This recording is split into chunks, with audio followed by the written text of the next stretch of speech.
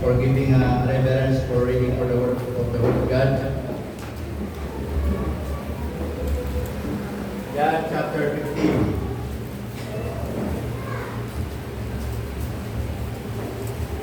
Okay, John chapter 15, verse 1 down to verse 11. Pero basahin mo lang po yung verse 1. Okay. Nakita niyo na po ba? Say amen. Amen. Okay. John chapter 15 in verse 1.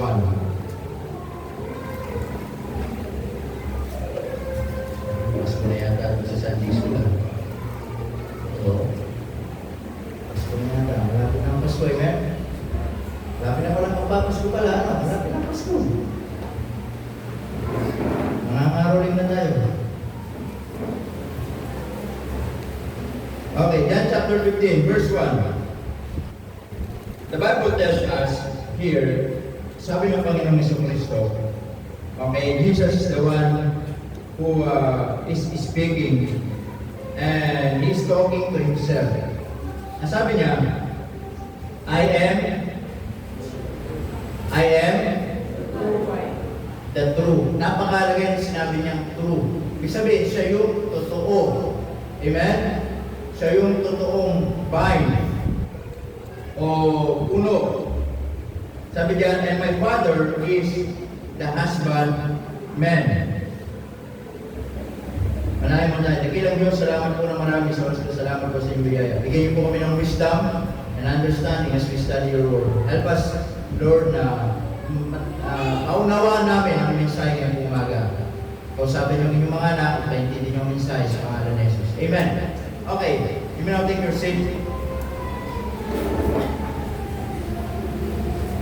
Okay, sabi ng Bible dyan, I am the true vine. Amen? Siya yung puno. Sabi dyan, yung totoong vine. Sabihin, ay, pag ginagamit kasi yung salitang true, ibig sabihin, mayroong hindi totoo. Amen mga kapatid? Para pang sa mga gamit. Minsan, meron mga class A, meron mga branded talaga, tama? Pero pag tinignan mo sila, ay parang parehas na parehas. Tama? Pag tinignan mo, parehas na parehas. There is no difference. Malalaman mo yung branded at hindi kapag the way na ginamit mo sila. Yung isa, 1 week pa lang, kung sapatos yan, tanggal na kagagilagit. Yung isa, isang buwan na, di pa rin nasisira yung sabihin, hindi mo branded. Amen mga kapatid? Oh. Kaya, sabi diyan, siya yung totoo. Okay? And we thank the Lord, siya yung true vine natin. Amen? Because in this world, marami nagpapakilalang faking vine. In this world, marami nagpapakilalang faking Jesus. Tama? At hindi na po yan bago sa salita ng Diyos sapagkat sa panahon natin ngayon na masama ng masama, sabi ng Bible, marami mga bulang propeta, mga aral at daladala at magpapakilala na sila yung Kristo. Pero sabi ng Panginoon, sabi niya, ako yung true vine. Amen? Alam niyo, wala namang ibang Kristo, iisa lang po. Maliwanag po sabi ng Bible. Sabi ng Bible, John 3:16, that He gave His only begotten Son. Wala na pong ibang Jesus, mga kapatid. Amen? At yung mga nagpapakilalang Jesus ay hindi po sila tunay. At dito, sabi diyan, ako yung tunay na Jesus. And then, sabi po sa verse 2, every branch in me that beareth not fruit, He take it away. And every branch that beareth fruit, He purges it, that it may bring forth more fruit. Now ye are clean through the word which I have spoken unto you. In verse 4, ano sabi ng Bible diyan? Abide in me. Amen? Now, we, Christian, we are the branches. Tayo kayo yung sanga na naka-abide, ibig sabihin, nakadikit doon sa puno. At yung sanga na tatanggalin mo doon sa puno, hindi magbubunga. Amen? Hindi magpa-product. And suddenly, malalata, matutuyo, mamamatay. Amen mga kapatid? Kaya sabi ng Panginoon, abide in me, ibig sabihin, manatili kayo sa akin. sabi doon? Cannot bear fruit of itself. Na yung sanga, hindi kailan magbubunga sa sarili niya. Yung sanga ay walang mangyayaring production sa sarili niya. Kung siya ay hindi naka-abide doon sa puno. Hindi naka-abide doon sa ating Panginoong Jesucristo. Amen? Ano sabi sa mga kapatid? Except it abide in the vine. No more can be except ye abide in me. Verse 5. I am the vine. Ano sabi doon? Ye are the branches. Amen? Ako yung puno, kayo yung mga sanga. He that abideth in me and I in him. Yung mga sumasa akin, yung mga nakakabit sa akin, ako'y nananatili sa kanila. Ang sabi, the same bringeth forth much fruit. At yung mga sanga ay magbubunga ng sagana. Sapagkat ang sabi dito, for without, ano sabi dyan? Me. Ano sabi? Hindi kayo tunan. Amen? The point is this, yung tinuturo ng Panginoon dito mga kapatid, is talking about the benefit or the blessing, the privilege of abiding in the Lord Jesus Christ. Amen? The blessings of abiding in Jesus. Yung pagpapala na ikaw ay naka-Jesus. Bilang sanga, ikaw ay mananampalataya, ikaw ay anak ng Diyos. Yung pagpapala na ikaw ay nakakabit sa Panginoon. Amen? Do you have it? Hindi ba natin minsan naisip na what a blessing na ako ay anak ng Diyos? Naisip mo ba na ikaw ay isang pagpapala na ikaw ay nasa Panginoon? Amen mga kapatid? Have you even realized that? Ay ako pala, ikaw pala ay anak ng Diyos, ako pala ay nakakabit sa Panginoon, ako pala ay nasa Panginoon. At hindi ba, napakalaking pagpapala ng mga kapatid? Amen? Because so many Christians, so many people, the problem is this, maraming, kung sila sa mga sanga na nakakabit sa puno, maraming umaalis sa Panginoon. Amen? Maraming mga mananampalataya umaalis sa Panginoon bilang mga sanga. Kaya kasabi ng Bible yan, in verse 5, verse 4, abide in me, manatili ka sa akin at ako'y sa iyo. As the branch cannot bear fruit of itself, except it abide in the vine. No more can ye except ye abide in me. Verse 5, I am the vine, ye are the branches. He that abideth in me and I in him, the same bringeth forth much fruit, for without me he can do nothing. Nakita nyo? Mga kapatid, kung ito pala ay hindi mananatili sa Panginoon, wala ka palang magagawa. Amen? Wala pala tayong magagawa at kahit anong gawin natin, if we are not abiding in the Lord Jesus Christ, then the Bible tells us, you can do nothing. Amen? You cannot depend on yourself. You cannot depend on your resources. You cannot depend, mga kapatid, on your own wisdom. The fact is this, without God, without the Lord, wala tayong magagawa. Amen? Kaya napakahalaga bilang anak ng Diyos, yung tinuturo dito na bilang mga sanga ay manatili tayo sa puno. Amen? At yung puno ay ang Panginoon. At walang sanga na inaalis sa puno, umalis sa puno na nagbubunga ng kanyang sarili. Amen mga kapatid? It means kung bakit nagbubunga yung mga sanga, yung mga puno at nagkakaroon ng production kasi nandun po yung resources nila doon sa puno. Naintindihan po ba natin? It means all the resources na meron tayo, it is belongs to God. It is always comes from God. Amen mga kapatid? Kaya po, sa verse 6, okay, now, dito po hindi po pinag-uusapan yung kaligtasan dito. Okay? Ang pinag-uusapan dito, yung tinatawag na Kristiyanong pamumuhay. Tama? Kasi maraming mga ibang nagtuturo, itong talatang ito, itong pag-aaral nito patungkol daw sa kaligtasan, kaya kaligtasan ay nawawala. Amen mga kapatid? Kaya sabi ng Bible sa verse 6, if a man abide not in me, he cast forth as a branch, and is withered, and men gather them and cast them into the fire, and they are burned. Yan sabi ng Bible, kung yung mga tao, sabi diyan, kung ang tao hindi mananatili sa akin, itatapon na lang siya bilang sanga, matutuyo, at kukuhanin siya ng mga tao, pupulutin ng mga tao, at anong sabi doon? I-gather nila, iipunin, tapos itatapon sa apoy, gagawin pang gato at masusunog. Amen mga kapatid? So maraming sinagtuturo yung talata nito yung patungkol daw ang kaligtasan ay nawawala. Tama?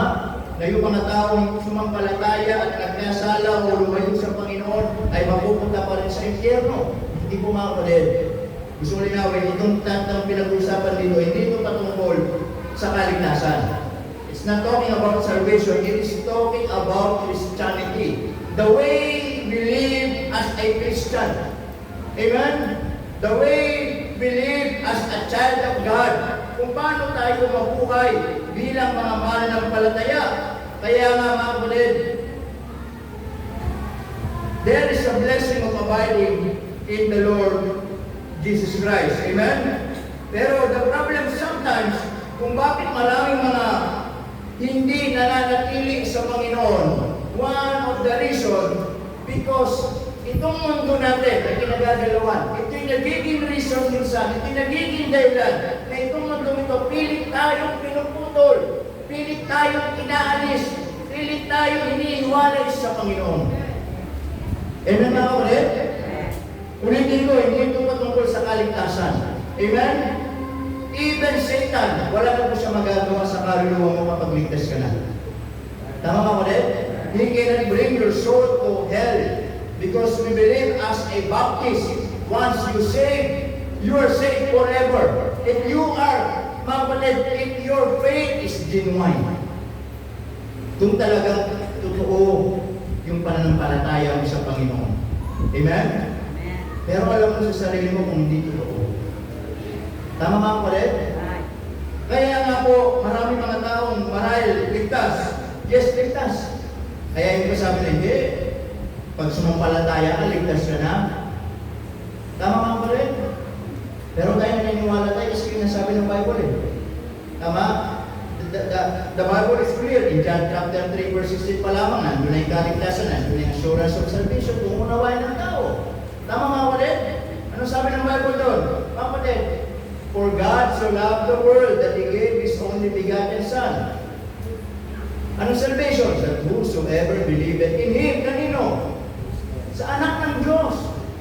At kung sumampalataya, ano sabi? Ay hindi na mapahamak sa impyerno at magkakaroon ng buhay na walang hanggan. Do you think merong hanggan ng buhay na walang hanggan?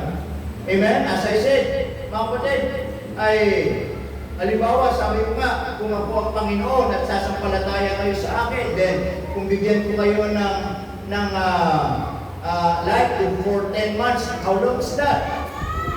Good for 10 months. Am I right?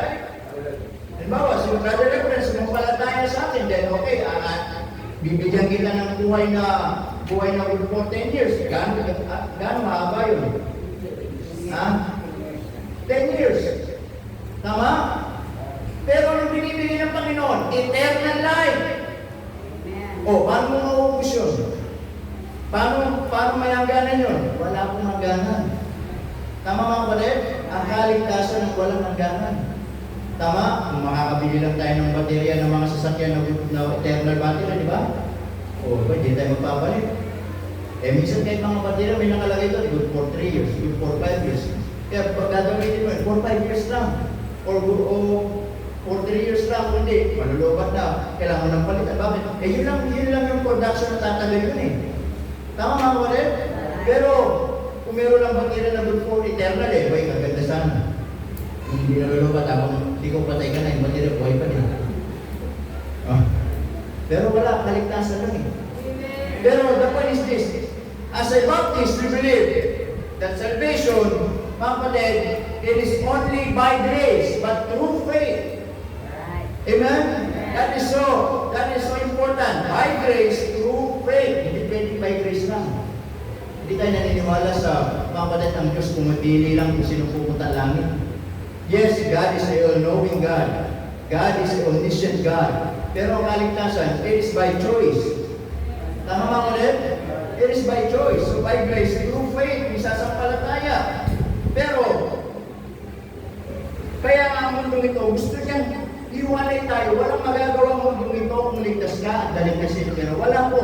Ang gusto ng mundong ito, mga kapatid, alisin ka sa puno. Ibig sabihin, ang gusto ng mundong ito, mga kapatid, alisin ka, mga kapatid, sa Panginoon. That's our relationship and our good fellowship to God. Amen? Gusto ng mundong ito, sirain ang buhay natin. Gusto ng mundong ito, mapalayo tayo sa Panginoon. And that is our world. Amen mga kapatid? Listen to this very carefully. Hindi porke uso sa mundong ito, tama. Amen? We're living in a world na full of trending. Hindi ibig sabihin yung trend ay yung susundan natin.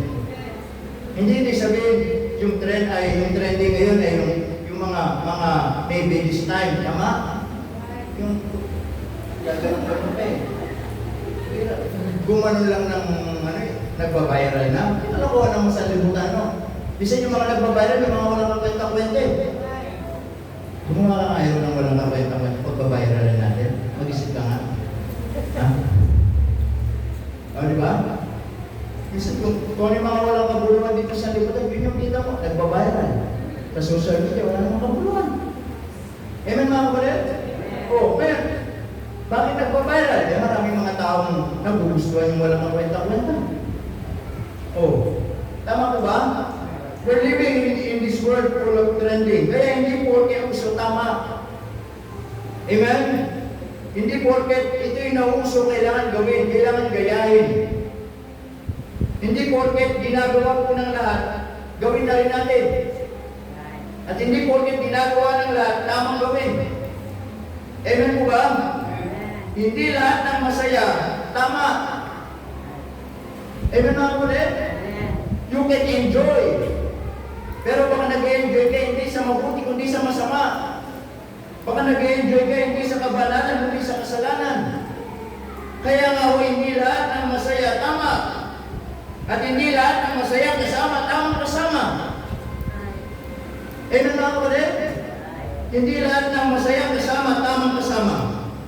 That's why we should be careful because we are living in a falling culture where what's wrong is being right and what's right is being wrong. Naintindihan mo ulit? Yan ang mundo. Kung ano yung mali, sinisikap maging tama. Pag bakla, pinipilit maging babae. Pag tomboy, pinipilit gawing lalaki. Kaya nga minsan sabi ko nga, katulad po ng mga brand na kung ano-ano, hindi mo malalaman kung ano yung totoo kapag tinignan lang at ano. Amen? Yung isa branded, yung isa hindi. Tama mga kapatid? You know what? God gave us wisdom. Amen? Binigyan tayo ng karunungan ng Panginoon. Amen? Para malaman natin at ma-discern natin kung ano yung tama nito. Amen mga kapatid? Kaya nga po, yun yung mundo natin. Kung minsan, ano yung mali, pinipilit gawing tama. Amen mga kapatid? At kung ano yung tama, sinisikap na maging mali. Pero the Bible is clear. Amen? Pag sinabi ng Bible, it is yea, then it is yea. Pag sinabi ng Bible, it is nay, it is nay. Ba yung bawasan ng doon sa Bible? Yung salitang yea, tsaka nay? Tama? Ibig sabihin ng nay, no, pag no, no. Pag yes, yes. That's it. Pag sinabi ng Bible, mga kapatid, hindi, hindi. Pag sinabi ng Bible, tama, tama. At hindi pwedeng baguhin. Amen mga kapatid? Hindi sa lahat ng pagkakataon, listen to this mga kapatid, ay lagi tayong go with the flow. Tama? Nakita na kayo ng isda na umagos yung tubig. Tapos merong isda, mga kapatid, kung nasaan yung agos ng tubig, doon din siya sumusunod. Nakita na kayo ng gano'n? O meron namang isda, kapag dito yung agos ng tubig, yung isda, pag gano'n. Ha? Nakita na rin yan gano'n? Alam mo nung kaiba nun? Pag nakikipapag yung tubig, pag gano'n, yung agos, at yung isda, pasalubong, ibig sabihin, buhay yung isda. Pero pag yung tubig, pag gano'n yung agos, at yung isda, pag gano'n din, pasabay niya sa flow, patay yung isda. The point is this, minsan hindi natin napapansin, baka dahil the system of the world, go with the flow tayo, kapatid, namamatay na tayo sa ating spiritual na buhay. Amen po mga kapatid? Kaya lang kung magpapadala tayo, magpapadala ka, listen to this, maliligaw tayo. Amen? Maliligaw tayo. If you're not careful mga kapatid, hindi tayo magiging maingat. Amen? So do not allow the culture and what's popular to rob you of what God has been working out for you. I'm always telling this, God has always a plan to each every one of us. Amen? Lagi, may plano ng Diyos sa buhay po natin. Amen? Young people, lagi sinasabi, God has always a wonderful plan sa buhay ninyo. Amen? At kung meron kayong pangarapin, mga kapatid, at meron kayong nais sa buhay ninyo, yung hanapin ninyo yung kalooban ng Diyos sa buhay ninyo. Huwag kayong magmadali sa buhay. Amen? Mga kapatid, hindi lahat nadadala po sa madalian. Hindi lahat nadadala kung ano yung tama. Hindi lahat nadadala kung ano yung puso. Amen? Hindi lahat mga kapatid nadadala kung ano yung mga trend dito sa mundo ito. You should pray kung ikalooban ng Diyos para sa iyo. Amen mga kapatid? You should pray what the Lord has done, kung ano yung kalooban ng Diyos para sa iyong buhay. Amen mga kapatid? May papadala. Amen? Dito sa mundo. I'm always telling this, listen to me. Ang pinakakalaban, number one, na pinakakalaban ng maraming tao ngayon, lalo na sa mga mananampalataya, lalo na sa mga kabataan, lalo na sa mga anak ng Diyos. You know what is that? Gadget. Amen mga kapatid? Kahit saan ako makapunta, makita ko mga kabataan, mga estudyante, naglalakad lang pauwi, papasok, may dala pang cellphone. Amen? Ay, yung ano ko, baka nagchat-chat sa inyo, hindi ko pinaram ng cellphone, pinadadala ko sa school. Yun po kasi pinadala ng teacher kasi kasama siya sa bending mat. Kaya kailangan nila ng cellphone kasi online yung ano nila. So for 3 days, gamit niya yung cellphone ko sa school. Pero yun lang, hanggang natapos lang. Kaya yung ba nagtatanong marahil ay kung bakit may dala siyang cellphone. Kasi kailangan lang sa school. Amen? Buti na lang nadala din niya. Kasi nag-my day messenger ko siya sa amin. Wala akong load. Ay, may nag-load. Pag-isa lang sa kung may nag-load. Pag mga ganon, bakit madali kayo maniwala na ako yun? Hindi na-scam na kayo. Hindi ko ginagawa po yun. At kung magpapaload ba ako, magchat-chat ako, may mga chinachat ako dito personally na wala akong load, paloadan ako. Amen mga kapatid? O, hindi ako listen to this. Never in public na nangingi ako ng pera. Okay? Eh sabi ko, pray mo na yun. Hindi ko na mapuntahan sa school. Eh, sa chinachat ng asawa na yan, anak, buhay mo daw yan, sabi ni Papa. Eh, huwag na may nakabasa na, niloadan ako. Regular, okay, mabuti. Tama? Pero, ay, hindi ako yan, baka sabihin ako hindi ako nagaganon, never akong isang mag-messenger to, so, mga ganyan-ganyan na po, okay? Kilala niyo yung pastor niyo, hindi ako nagaganyan. Tama? Hindi never na ako mag-post dito na kung may kailangan tayo dito sa church, i-post natin sa Facebook. O kami po may project kung ganito at kami po nangihingi lang ng konting piso-piso lang. O kung ang ating populasyon ay 30 million, na may piso-piso lang, may giga siya, may 30 million ka. O diba? Hindi po mga kapatid. Amen? At as I said, kilala niyo naman ako, hindi ako mahilig mag-post ng kung anong mga achievement natin dito. Amen? We're just silent here. We're We're just serving the Lord. Amen? Minsan, yung tagumpay hindi kailangan ilantad. Yung tagumpay kailangan tahimik ka lang. At hayaan mo ang Panginoon siya maglantad. Amen? Katulad po na yan, tawag natin silent victory. Katulad nila Joshua, tsaka yung mga Israel. Amen? Nung sila inutusan ng Diyos, paano talunin yung Wall of Jericho? Tama? Napakataas. Ang sabi ng Panginoon, himingin. Hindi tayo gagamit ng espada. Hindi tayo gagamit ng basuka. Hindi tayo gagamit ng dahas. Umikot lang kayo sa wall ng 7 times. Nagugulat yung mga tao. Andiyan na naman sila. Atake na sila. Pero wala sila, umikot lang. Hindi, takot lang yan sa wall natin. Matibay yung pader natin. Uwi din yung mga yan. Tama? Oo. And after 7 days, pagpitong ikot nila. Sabi ng Panginoon, ipan nyo na yung mga trumpeta nyo. Yung pag-ipan, ibig sabihin, it is a sign of victory. Nanalo na sila. Okay? So they shout, sinigaw sila ng malakas, sinipan nila yung mga trumpeta, then bumagsak. Walang laban na nangyari. We call it silent victory. Amen nga po rin? Hindi lahat ng kailangan tagumpay ipagmalaki. Hindi kailangan ng tagumpay ihayag sa buong mundo. Sometimes we just keep silent. And allow the Lord sa iyo magpapakita kung ano yung ginagawa ng Panginoon. Amen? Kaya nabanggit ko lang, kung sabihin niyo bakit yung anak kong pinapadala ko ng cellphone, hindi po may purpose ng bakit ko pinadala. Kasi yung kay Miss, hindi niya pwedeng dalhin, sira yung cellphone ni Miss.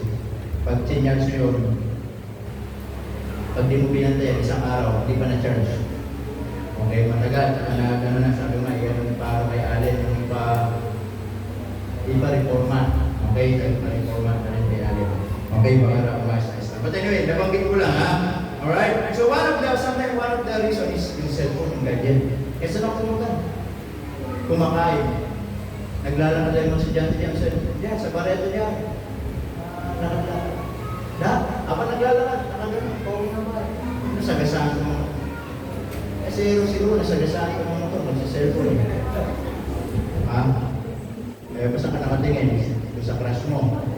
Ha? Diba napagkakan mo ito? Ha? O baka tawid mo na babuli mo? Ha?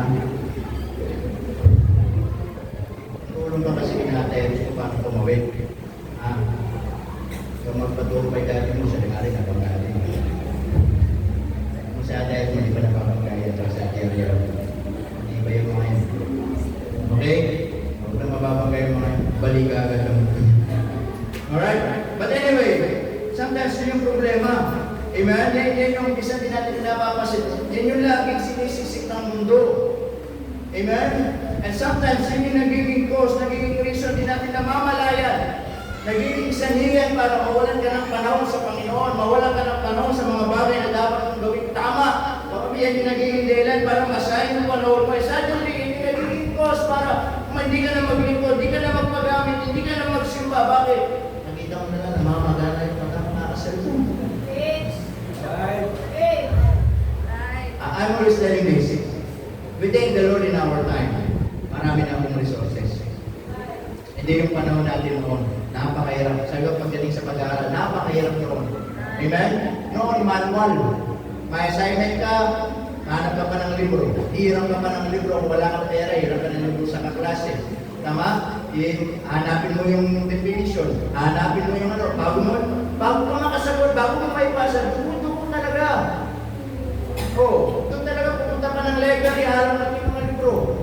Ngayon hindi. Just click the Google. Just go. Nandiyan na ka. Amen mga kapatid?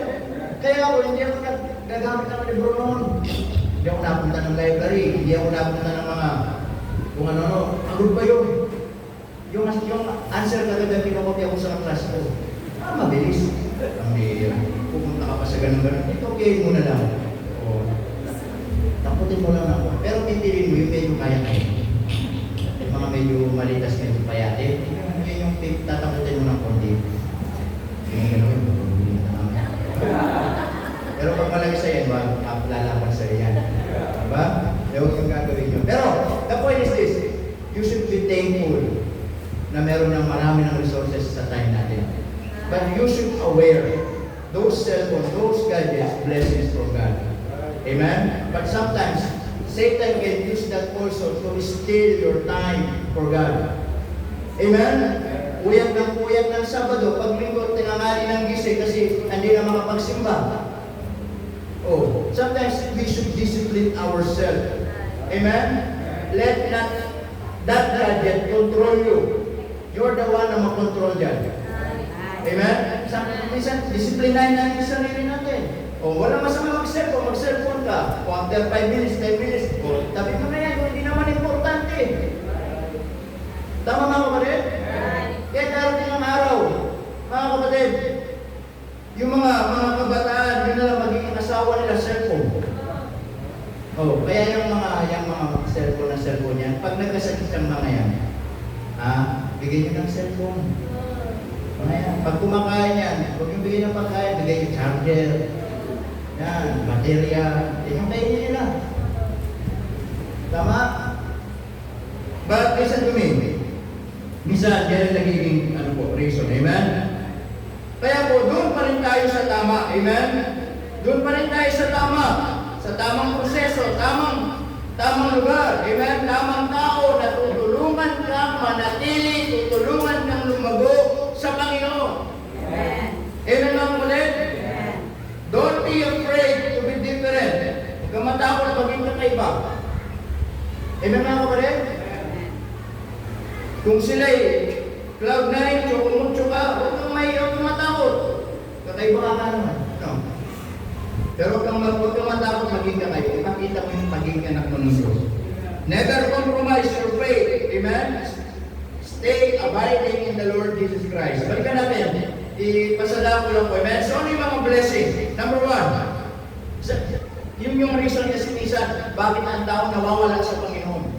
Amen? Kaya sabi daw, number 1, ano yung blessing ng kapag ikay nananatili sa Panginoon? Number 1, you have abundant fruitfulness. Amen? Yung ikay nananatili sa Diyos, listen to me, hindi pwedeng hindi ka magbubunga. Magkakaroon ng production, magkakaroon ng progress, magbubunga ka sa buhay pananampalataya mo. Kaya na yung hindi nagbubunga, yung hindi lumalago, yun yung wala sa Panginoon. Yun yung lumalayo sa Panginoon. Kaya ang sabi ng Bible dyan, I am the vine and my Father is the husbandman. Amen? Every branch in me, verse 2, that beareth not fruit, he taketh away. And every branch that beareth fruit, he purgeth it, that it may bring forth more fruit. Amen mga kapatid? Now, ano yung blessing kapag nasa Panginoon ka? The blessing is this: you have abundant fruitfulness. Hindi pwedeng hindi ka magbubunga. Tama mga kapatid? Hindi pwedeng hindi ka lalago. Hindi pwedeng hindi ka gagamitin ng Panginoon. Tama? Kaya yung mga nakakaunawa kung ano yung gawain ng Panginoon, mga kapatid, yung mga nagbubunga sa Panginoon. Yung nakakaintindi kung anong gawain ng Panginoon, yung mga nananatili sa Panginoon. Amen mga kapatid? Kaya nga, the more na ikaw ay nasa Panginoon, the more na magbubunga ka. Amen po ba mga kapatid? You have abundant fruitfulness. Kaya nasabi ng Bible dyan, every branch in me that beareth not fruit, it taketh away. Yung mga hindi nagbubunga. And every branch that beareth fruit, yung mga sanga na nagbunga. Alam niyo ang ginagawa pag nagbunga na? Anong ginagawa daw? I-purge it, ililinis ulit. Bakit? Para magbunga ulit. Amen mga kapatid? Kaya nga po, that is the blessing. Amen? You have abundant fruitfulness. Now, the question is, may bunga ka na ba? Do you have fruit? Tayo po ba'y merong magbubunga sa buhay natin bilang mga mananampalataya? Amen mga kapatid? Number 2, not only you have abundant fruitfulness, but also in verse 7, look what Jesus says. Ano sabi? If ye abide in me. Look at what Jesus says. If ye abide in me. Kung ikaw ay manatili sa akin. Ano sabi niya? And my words. Amen mga kapatid? Not only to stay to God, but also to stay in the Word of God. Hindi pwede sinasabi natin, naniniwala naman ako sa Diyos, ayaw ko sa Kanyang salita. Amen mga kapatid? Ano sabi doon? If you abide in me and my words abide in you, it means, kung tayo po ay nananatili sa Panginoon at yung salita ng Panginoon, ang sabi doon ay nananatili sa atin, look what Jesus promised. Ye shall ask what you will, and it shall be done unto you. Nakita niyo? Now, the second is this. The blessing of abiding in Jesus, you have answered prayer. That's so simple. Amen? You have answered prayer. Kaya nga po, ang sabi ng Panginoon, kung ikaw ay mananatili sa akin at yung salita ko ay mananatili sa iyo, ano man ang iyong hingin ay ibibigay ko. Amen mga kapatid? Now, balik na rin natin. Kung ikaw ay lalayo sa akin at hindi mananatili ang aking salita, ano man ang iyong hingin ay hindi ko ibibigay. Ganun lang po yung mga kapatid. Amen? Kaya nga one of the secret why God answers our prayer, because nananatili tayo sa Panginoon. Kaya naninlag ko sinasabi, walang backslider na sinasagot ng Diyos sa prayer niya. There is only one thing na pwedeng sagutin ng Diyos anong prayer ng wala sa Panginoon. Alam niyo kano yun? Yung prayer ng malayo sa Panginoon na yun, na siya'y bumalik sa Panginoon. Panginoon, babalik po ako. Ano yun? Sasagutin ng Panginoon. Yun lang. Amen? Pero kung ikaw ay malayo ang tawanan ng Diyos sa Panginoon at marami siyang panalangin at malayo sa Diyos, never na sasagutin ng Panginoon. Unfair naman yun sa mga matapat. Unfair naman yun sa mga Kristiyanong seryoso. Unfair naman yun sa mga Kristiyanong naglilingkod ng totoo. Unfair naman yun sa mga mananampalatayang talagang nananalangin sa Panginoon. Amen mga kapatid? Isipin mo, lalayo sa Panginoon, lalayo sa puno, tapos sasagutin pa ng Panginoon ang prayer niya. Amen mga kapatid? But there is an area, but sometimes there is an area na parang pagtingin natin, marahil malayo tayo sa Diyos, pero marahil parang pang meron pa rin mga prayer na sinasagot ng Panginoon sa atin. But sometimes maybe, because of some people or someone is praying for you. Pero I believe, still, the best prayer para pa rin sa tao na yun, hindi yung pagpalangin siya, hindi yung sagutin ng Diyos ang prayer niya. Yung panalangin din natin sa mga tao lumalayo sa Panginoon, bumalik sila sa Panginoon. Ay yung prayer natin, yun yung magandang prayer, amen? Unfair naman din kung tayo sasabihin natin, Panginoon, pagpalayo mo siya, malayo sa Panginoon eh. Panginoon, sagutin mo yung prayer niya, malayo naman sa Panginoon. Ang pinamagandang prayer sa mga anak ng Diyos na malayo sa puno ay ito, Panginoon, ibalik mo po siya sa kanyang kalooban. Amen mga kapatid? At kapag bumalik siya sa puno, doon pala ulit mag-i-start yung prayer life niya na pwedeng sagutin ng Panginoon. Do you understand? The Bible is clear. That is the blessing. Unfair naman, amen mga kapatid? Kung backslider, lalayo tapos meron pa rin answered prayer. Kaya sabi ng Bible sa verse 7, if ye abide in me and my words, ibig sabihin dito, kung mananatili ka sa akin at yung mga salita ko ay mananatili sa iyo, ibig sabihin, ito yung mga salita ng Diyos that every Sunday napapakinggan natin, napapangaralan tayo, at ang sabi ng Bible, ito yung pinapamuhay natin. Amen mga kapatid? Hindi ito yung pinapakinggan lang natin. Hindi po ito yung napakinggan natin ngayon, bukas nakalimutan na. Mamaya nakalimutan na. Amen po ba? Ito yung napakinggan natin. Then, ipapamuhay natin. Kaya nga sabi ni James, huwag lang tayo manatiling tagapakinig lamang, kundi tagaganap din naman. Amen? Kung hindi, para bang niloloko lang natin ang ating sarili. Tama po ba?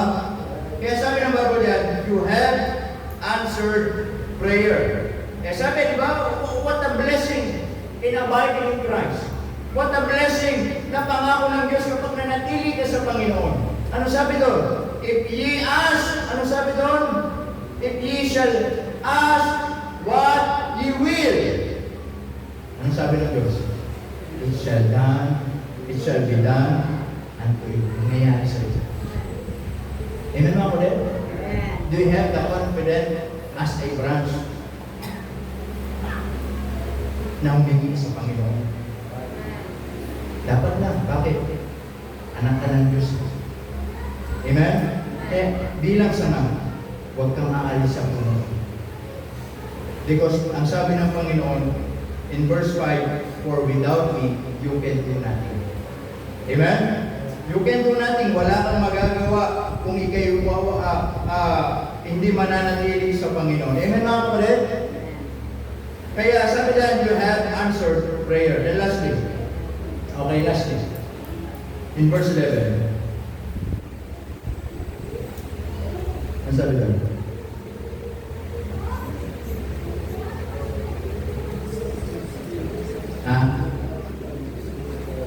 These things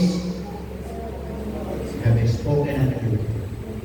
Ang sabi ng Panginoon, itong mga bagay na ito ay sinasalita ko sa inyo. That my joy, not your joy, hindi yung galing sa yung joy, sabi, that my joy. Amen? Naunawan po ninyo? Hindi sinabi, that your joy. Hindi po. Una, that my joy. Kaninong joy yun? Sa Panginoon. Amen? Sabi diyan, that my joy might remain in you. Upang, sabi doon, yung aking kagalakan ay manatili sa inyo. And yung pangalawa, and that your joy, yun na yung sa inyo. That your joy might be full. Ibig sabihin, upang yung kasiyahan ninyo ay mapuno. Ibig sabihin, kung lalayo ka sa Panginoon, hindi ka tunay na magiging masaya. Na kahit meron kang mas kasiyahan, hindi kumpleto. Yes, you have joy, pero hindi kumpleto. Kaya sabi ng Panginoon, yung aking joy ay mananatili sa inyo. Para yung joy na meron ka, yun yung kumpleto sa buhay mo. Do you understand? Amen mga kapatid? It means the blessing of abiding in Jesus. Number 3, and lastly, you have full of joy. Amen? You have full of joy. It sabi dito that your joy might be full. Amen? You have joy, but without the joy from the Lord Jesus Christ, amen, your joy is incomplete. Your joy, mga kapatid, is hindi kumpleto, hindi buo. Kaya yung bubuo ng tunay na kagalakan mo ay kapag nanatili ka sa Panginoon at yung kagalakan na galing sa Panginoon ay may bibigay sa buhay mo. Tama ka mo rin? Now, don't forget this. Don't trade your peace for temporary things that will only leave you. Ano sabi? Amen mga kapatid? Don't trade your peace for temporary things that will only leave you empty. Amen? Huwag natin ipagpalit yung tunay na kasiyahan, tunay na kapayapaan, tunay na kagalakan sa mga bagay na pansamantala lamang. Yes, you can enjoy temporarily, pero sabi po nito that will leave you empty. After temporary, you will see your life. Ang sabi ito? Empty. Amen mga kapatid? You can enjoy your life. Amen? But after that enjoyment, empty. Amen? Your life is bankrupt. Your joy is empty. Wala nang kasiyahan. Wala nang kapayapaan. Amen mga kapatid? Kaya huwag na huwag mong ipagpapalit yung tunay na kagalakan na yan, yung tunay na kasiyahan, tunay na kapayapaan na ibinigay ng Diyos sa mga temporal na magpapasaya dito sa iyo sa lupa. Amen mga kapatid? Because one day you will see your life empty. Amen? You're not happy, hindi ka na masaya, wala nang magpapaligaya sa iyo. Bakit? Pinagpalit mo yung tunay na kagalakan na binigay ng Panginoon. Sa mga bagay na akala mo magpapasaya dito sa lupa, pero temporary na lamang. Amen po ba nga po rin? Ang tunay na kagalakan na galing sa Panginoon. It's not based on the things of this world. Amen? Kaya nga sabi po ni Pablo, di ba, sa Philippians chapter 4, verse 4, ang sabi doon, rejoice in the Lord. And again, I say, rejoice. Amen? What a great reminder states everyone from Apostle Paul. Amen? Beyond of his situation, na sinabi niya, rejoice in the Lord. And that time, Apostle Paul, he was in prison. Nandun sa Piitan. Amen? Nandun sa Rome. Pero sabi niya, magalang ka sa Panginoon. It means, the source of his joy is the Lord. Amen? Kaya nga po tayo, kapag nanatili tayo sa Panginoon, ang tunay na kagalakan natin, ang Panginoon. Amen po ba? You have full of joy. Kaya sabi niya, these things have I spoken unto you, that my joy, yung aking kagalakan, sabi ng Panginoon, ay manatili sa inyo upang yung kagalakan na meron kayo ay makumpleto. Without the joy from God, your joy is incomplete. Amen nga po rin? Pero kapag meron kang joy na galing sa Panginoon, nabubuin yung kagalakan mo, kahit anong mangyari. Amen? Kahit mawalan ka ng trabaho, kahit mawalan ka ng pera, kahit may mga problema, still, there is peace in your life. There is joy in your life. Amen? That you will always understand the verse of Romans chapter 8, verse 28. Amen mga kapatid? That all things work together for good. Alam mo bakit? Kasi meron kang joy sa puso. But if your joy is based on the things of this world, someday mauubos yung mga bagay niya. Hindi ka na masaya. Amen po ba mga kapatid? Now the question is this. That is the blessing of abiding in Jesus. Ang tanong, aalis ka ba sa Panginoon? O mananatili ka sa Panginoon? Amen mga kapatid? Lalayo ka ba sa puno? Aalis ka ba sa puno? O mananatili ka sa puno? Amen mga kapatid? So the blessing of abiding in the Lord Jesus Christ is, number one, you have abundant fruitfulness. Magbubunga ka. Gagamitin ka ng Panginoon. Number two, you have answered prayer. Amen? Yung sabi doon, if you abide in me, amen, and my words abide in you, you shall ask what you will, and it will shall be done unto you. Amen? What a promise. Sa mga tao na nananatili sa Panginoon. Humiling ka. Amen? Humingi ka. Ibibigay ko. Ayon sa aking kalooban. Amen mga kapatid? Amen po ba? Then lastly, you have full of joy. Amen? Meron tayong kukumpleto sa tunay na kagalakan natin. Amen? So don't trade your peace for temporary things that will only leave you empty. Tama? Dahil ang tunay na kagalakan natin ay ang Panginoon. So that is the blessing. Amen? So sana ngayong umaga, manatili tayo sa Panginoon. Huwag tayo maalis sa puno. Because the Bible tells us in verse 5, I am the vine, ye are the branches. He that abideth in me, and I in him. Ang sabi doon, the same bringeth forth much fruit. Ano sabi? For without me, you can do nothing. Kung aalis ka sa Panginoon, hindi mo kaya mabuhay. Hindi ka kompleto. Amen? Hindi ka magiging masaya. At ano man sabi doon, wala kang magagawa. Hindi mo kaya gawin. Sabihin, bumalik tayo sa Panginoon. Amen mga kapatid? That is the blessing. Amen? Tayo po natin tumayo. Tayo po manalangin. Let's pray. Nakilang Diyos, maraming po salamat po muli sa umagang ito. Salamat po sa itong biyaya. We thank Lord once again for this opportunity that we can stand your word. Help us, Lord, this time as we meditate your word.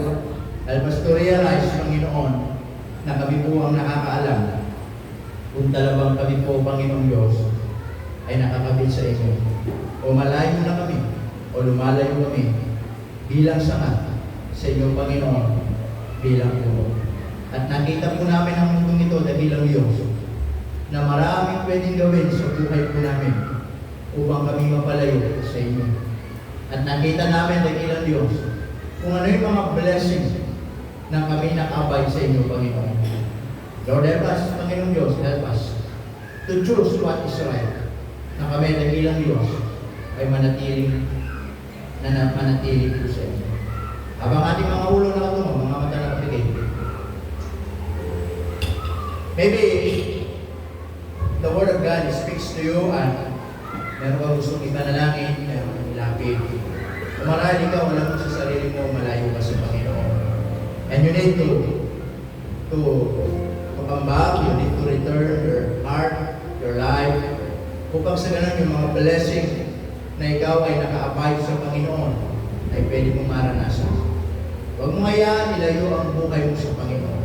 Sabi ko nga po, minsan kung anong buhay natin ngayon ay pinili natin.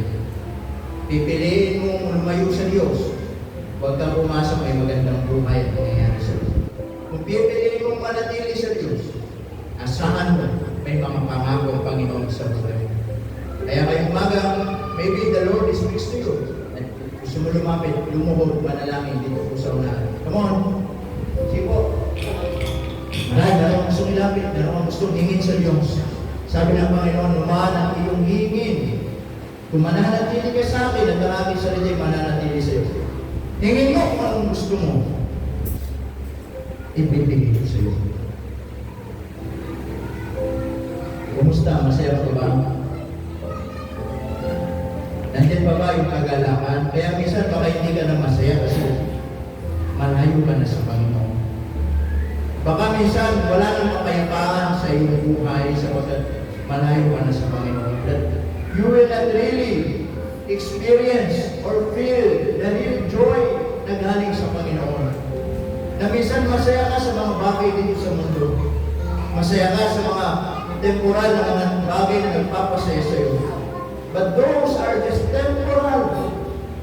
Huwag mong ipagpalit yung habang buhay na kagalakan na binibigay ng Panginoon. Marahil hindi ka nagbubunga. Hindi ka nagpa-progress. Hindi ka naging productive bilang anak ng Diyos. It is because sometimes malayo ka sa Panginoon. Hindi ka na naka-abide sa Kanya. But the Word of God reminds us this morning, sabi ng Panginoon, manatili kayo sa akin. Kung ikaw ay nananatili sa Panginoon, huwag kang maalis. Huwag kang maalis, manatili. Sipo, meron pa ba? Yun ang panalangin nyo ngayong umaga. You can pray, the altar is still open. Ano man ang gusto mo ipagpasalamat, lumapit ka sa Panginoon. God is so gracious. Sabi ng Panginoon sa Kristo, manatili ka, manatili ako sa iyo. Kung wala ako, wala kayong magagawa. Totoo po mga kapatid, hindi natin kaya mabuhay kung walang Panginoon sa buhay natin. Marahil pwede tayo magpanggap na masaya, pwede tayo magpanggap na okay tayo, pwede tayo magpanggap na wala tayong problema kahit wala tayo sa Panginoon. Yes, pero it is temporal, pansamantala. Sometimes, at the end, you will find yourself empty, bankrupt, wala nang kapayapaan, wala nang kagalakan.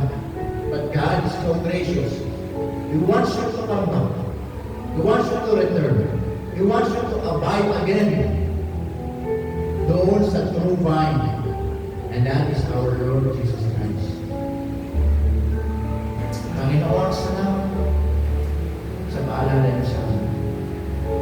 At patawarin niyo kami, Panginoon, that so many times nakakalimutan namin kayo.